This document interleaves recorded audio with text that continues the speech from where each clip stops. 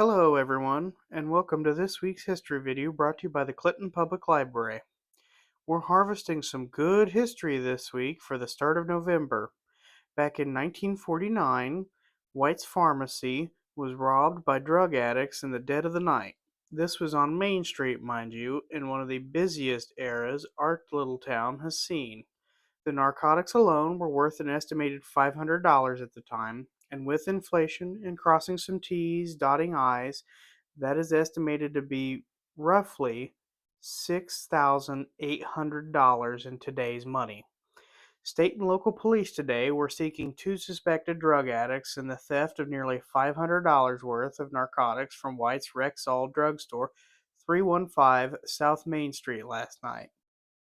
The complete stock of narcotics carried by the store, owned by C. Murray White, 1245 South Main Street, as well as several lighters, a small radio, several expensive shaving brushes, wristwatches, and cigarettes were taken by the thieves.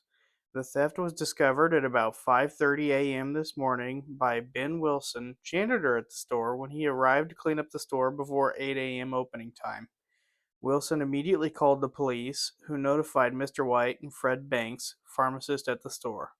The thieves made their entrance through the back door, breaking out glass in the door. Several deep cuts, such as made by an axe, were also discovered on the inside of the door.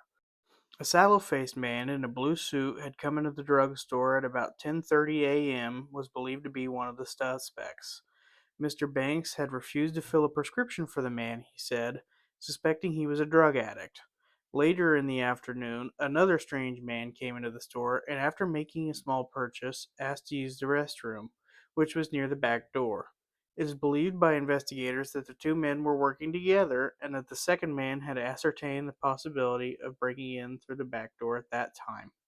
The description of the men was given to the State Police and Indiana Narcotics Bureau at Indianapolis. Back then, it was likely unthinkable that thieves would be so brazen, lest they sought infamy by one way or another. And that's the story of White's Pharmacy robbery of 1949. Thanks for tuning into this week's history video, and don't forget, every corner of our town has a story to tell. See you next time.